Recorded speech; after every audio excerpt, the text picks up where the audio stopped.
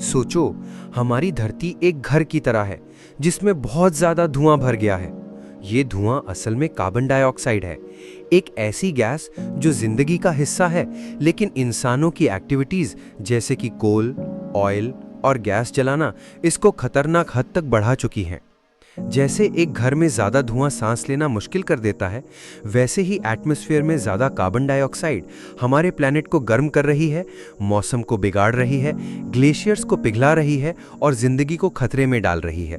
इसी को रोकने के लिए साइंटिस्ट्स और कम्युनिटीज ने एक आइडिया अपनाया है जिसे कार्बन सिक्वेस्ट्रेशन या सिंपल शब्दों में कार्बन कैप्चर और स्टोरेज कहते हैं। मतलब कार्बन को पकड़कर स्टोर करना ताकि वो हवा में घूमते हुए ग्लोबल वार्मिंग को और ज्यादा ना बढ़ाए। कार्बन सिक्वेस्ट्रेशन नेचर के लिए नया कॉन्सेप्ट नहीं है। जंगल, समुंदर और मिट्टी हमेशा से बड़े स्पंजेस की तरह काम करते आए हैं जो चुपचाप कार्बन डाइऑक्साइड को सोखते हैं और हवा में बैलेंस बनाए रखते हैं। जब तुम एक पेड़ को उगते हुए देखते हो तो याद रखो कि वो सिर्फ अपनी शाखें और पत्ते नहीं बढ़ा रहा, बल्कि कार्बन को अपने लकड़ी और जड़ों में लॉक कर रहा है। समुंदर भी बहुत बड़े गोदाम की तरह हैं जो अनइमेजिनेबली ज्यादा कार्बन डाइऑक्साइड को अब्सॉर्ब कर लेते हैं।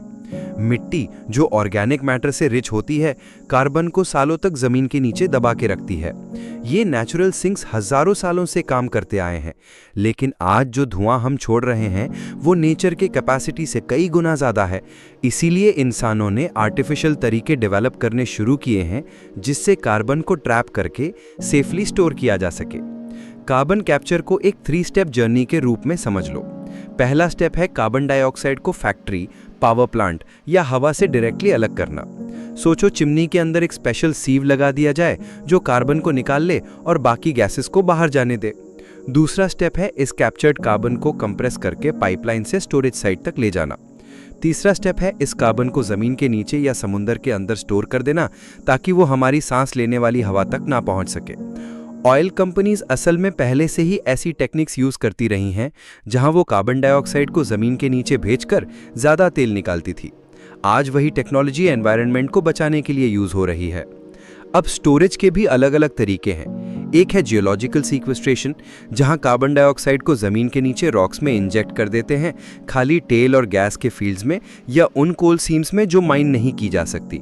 यहाँ पर नेचर खुद मदद करता है गैस को छोटे छोटे रॉक पोर्स में ट्रैप करने में, और ऊपर से हार्ड रॉक्स इससे बाहर आने नहीं देते।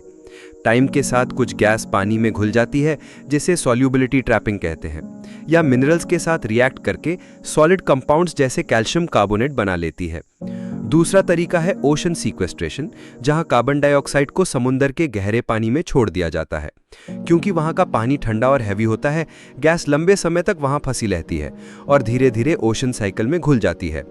तीसरा है टेरेस्ट्रियल सीक्वेस्ट्रेशन, जो जमीन और पेड़ पौधों के थ्रू होता है। मतलब और ज्यादा पेड़ लगाना, खेती के तरीके बेहतर बनाना, मिट्टी में बायोचार डालना, वेटलैंड्स को मैनेज करना ताकि वो और ज्यादा कार्बन स्टोर कर सकें। इसको अक्सर कार्बन फार्मिंग भी कहते हैं, जो ना सिर्फ धरती के लिए अच्छा है बल्कि मिट्टी की सेहत को बेहतर करता है, फसल बढ़ाता है और फार्मर्स को कार्बन क्रेडिट्स के जरिए एक्स्ट्रा इनकम देता है। लेकिन हर कहानी की तरह इसमें भी चैलेंजेस हैं। कार्बन को जमीन के नीचे स्टोर करना सिक्योर लगता है, लेकिन साइंटिस्ट को डर है कि कहीं क्रैक्स या रॉक्स के फॉल्ट लाइन से गैस लीक ना हो जाए। समुंदर के अंदर इंजेक्ट करने से मरीन लाइफ को नुकसान हो सकता है। प्रोसेस खुद एनर्जी कंज्यूम करता है और महंगा भी है, इसलिए बिना गवर्नमेंट सपोर्ट के कंपनीज के लिए अट्रैक्टिव नहीं है। स्टोरेज साइट्स को मॉनिटर करना अभी टेक्निकल चैलेंज है और एक छोटी सी एक्सीडेंट भी सालों की मेहनत को वेस्ट कर सकती है। फिर भी एक्सपर्ट्स मानते हैं कि कार्बन सीक्वेस्ट्रेशन जरूरी है, कम से कम अभी के लिए, ताकि हमें थोड़ा वक्त मिल सके रिन्यूएबल एनर्जी सोर्सेज जैसे सोलर और विंड पर कंप्लीटली शिफ्ट होने के लिए।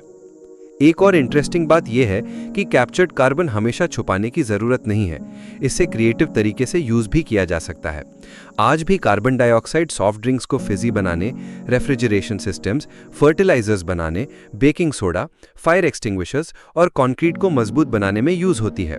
फ्यूचर में साइंटिस्ट इसे फ्यूल्स और प्लास्टिक्स में बदलने के तरीके ढूंढ रहे हैं ताकि एक सर्कुलर सिस्टम बन सके जहां वेस्ट गैस एक वैल्यूएबल रॉ मटेरियल बन जाए। जब हम कार्बन सीक्वेस्ट्रेशन की बात करते हैं तो अलग अलग रंग के कार्बन सिंक्स समझना भी हेल्पफुल है। ग्रीन कार्बन वो है जो फॉरेस्ट्स और पेड़ पौधे फोटोसिंथेसिस के थ्रू एब्जॉर्ब करते हैं। ब्लू कार्बन वो है जो मैनग्रोव्स, सॉल्ट मार्शेस और सी ग्रास बेड्स अपने सॉइल्स में स्टोर करते हैं। ये दोनों नेचुरल सिस्टम्स क्लाइमेट चेंज से लड़ते हैं और साथ ही बायोडाइवर्सिटी को बचाते हैं, वाटर रिसोर्सेज को सिक्योर करते हैं और लोकल लोगों को लाइवलीहुड देते हैं। तो सिंपल शब्दों में कार्बन सीक्वेस्ट्रेशन धरती को एक सांस लेने का मौका देने जैसा है, एक तरीका है जिससे हम उस धुएं को साफ कर सके जो हमने खुद फैलाया है। ये कोई मैजिक सोल्यूशन नहीं है, क्लाइमेट चेंज को एक ही चीज से सॉल्व नहीं किया जा सकता, लेकिन ये एक पावरफुल टूल है जो हमारे पास है। अगर इसे एमिशंस को कम करने, क्लीन एनर्जी पर शिफ्ट होने और नेचुरल इकोसिस्टम्स को बचाने के साथ कंबाइन किया जाए तो ये ग्लोबल वार्मिंग के टिकिंग क्लॉक को धीरे कर सकता है। फार्मर्स के लिए ये हेल्दी सॉइल और नई इनकम अपॉर्चुनिटीज लाता है, इंडस्ट्रीज के लिए एक ब्रिज बनाता है क्लीन फ्यूचर की तरफ, कम्युनिटीज के लिए ये बेहतर फॉरेस्ट्स, सेफ कोस्ट्स और सस्टेनेबल फूड लाता है, और पूरे प्लैनेट के लिए ये बैलेंस वापस लाने का एक जरिया है जो नेचर हमेशा से बनाए रखना चाहती थी। आखिर में कार्बन सीक्वेस्ट्रेशन सिर्फ एक गैस को छिपाने के बारे में नहीं है, बल्कि हमारे कार्बन साइकिल के साथ रिलेशनशिप को दोबारा लिखने के बारे में है। जैसे हमने कभी आग जलाना और मशीनें बनाना सीखा था, वैसे ही अब हमें धुएं को रिस्पॉन्सिबली हैंडल करना सीखना होगा। कार्बन कैप्चर की कहानी अभी लिखी जा रही है, लेकिन साइंस, इनोवेशन और कोऑपरेशन के साथ ये वो चैप्टर बन सकता है जहां इंसान जिम्मेदारी उठाता है और धरती को एक सेफ और लिवेबल होम बनाए रखता है आने वाली पीढ़ियों के लिए।